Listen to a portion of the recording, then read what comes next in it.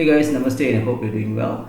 So we're going to go into the details of each and every houses in the Dwadasamsa or the D12 chart. Now, as I did mention in my other videos that the houses in the charts are unique, is distinctive, right? It's not the same. If the first house in the D1 is about oneself, right? The house where the Lagna is about your stature, your innate qualities, your personality, your mannerism and all that, your vitality.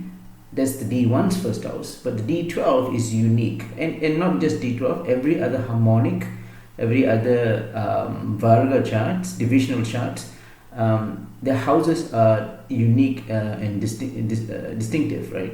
So let's look at the houses in the D12 chart. The first house, before that, the D12 is used to look for parents and how they connect with you. You know, the relationship between your parents and their their welfare, their achievements, and your connection with them, and all that. You know, how does the soul, your individual soul, connect with your parents, and how theirs connects with you. Okay, that's what the D12 is all about. Okay, so the first house, right, I'm going to go into all the 12 houses. The first house shows the very nature of your parents. You know, what sort of personality would they have?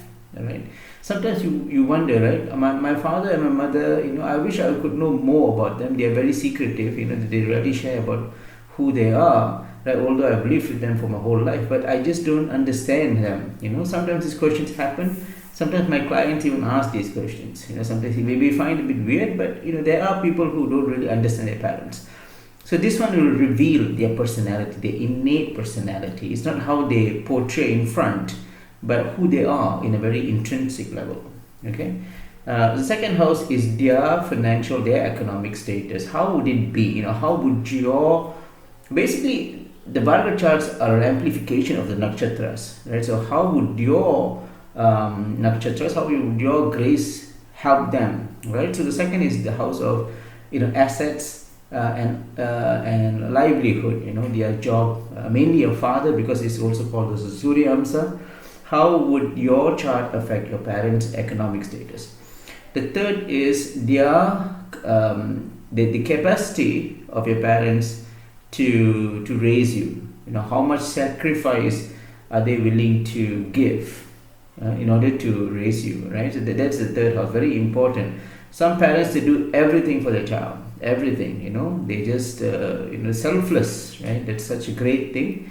Some parents don't even bother to check their children's homework. I mean, there are cases. So the third house could give you that details. How my parents, you know, what sort of connection, what sort of capacity would my parents have, especially your father, to have raised you.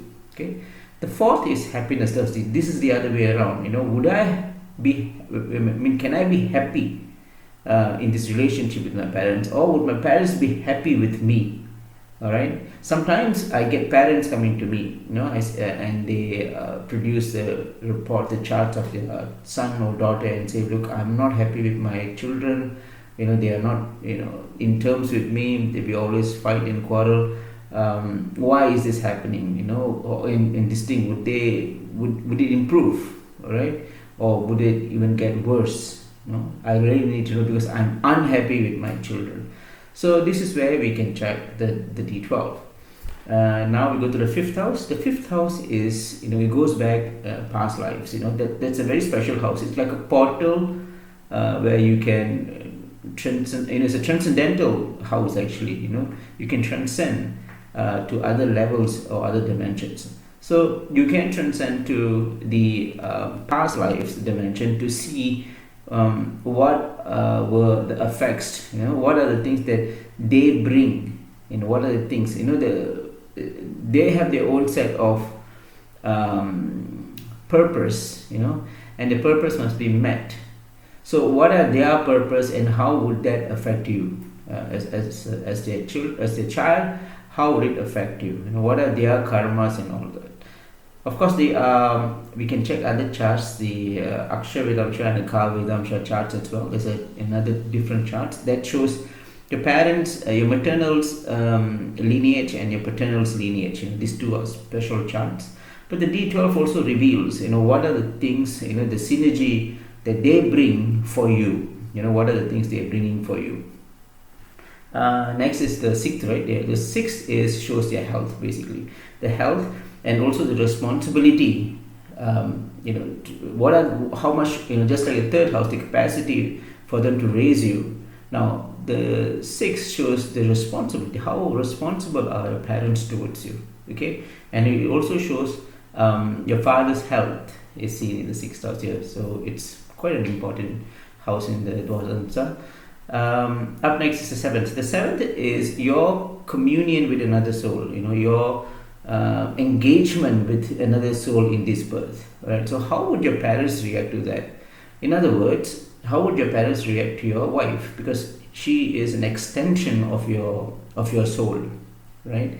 Or your husband, right?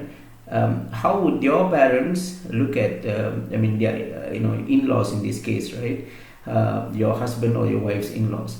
So how would they behave to them? That's another thing. That's an important thing. Also, not just as wife or husband, not just spouse, but also say if you have a partner, business partner, how would they react to him or her, right? Basically, an extension of your soul with another person. So normally the case is marriage, and your wife or husband. Next, the eighth. Eighth is inheritance. It shows if at all there's any inheritance from your paternal side, from your father's side. Ninth shows bhagya. Bhagya is graces. How much graces, how much blessings are you going to receive? Some parents will do the responsibility, for the sake of social obligation. They will be responsible just because to please someone. But are they doing it with full-heartedly, right? So that's where blessings comes in, right? So the ninth house shows how much blessings are they willing to give you, or they're just doing it for the sake of responsibility. 9, 10th now. The 10th is karma. Okay, this is another important and integral part of the D12. It shows the karmic connection. Sometimes the family will go haywire. The father will be one side, the mother will be one side, the children will be another place. But after some time, they all get back together. Everything is nice and dandy. Everyone forgives everyone. But some family, they would remain detached forever. That's a very sad thing to see. A family detaching. When they were young, everybody was nice and happy. As they grow older, there's frictions and all that. So the 10th house shows how much of karma, or rather the deeds that is coming. There's it's a fold over from the previous life. So from here we can see how integrated a family is. It's a very important house. 11th, that's a straightforward one. Gains. Are you willing? Are you in a position to receive gains from your parents? Can be anything. In relationships is a gain, right? It's just not money. Assets, lands, conveyance, properties. What are the things that you're going to receive? Okay, this is not inheritance. This is like like day to day. And is there any gains from your parents or not? You see in the 11th.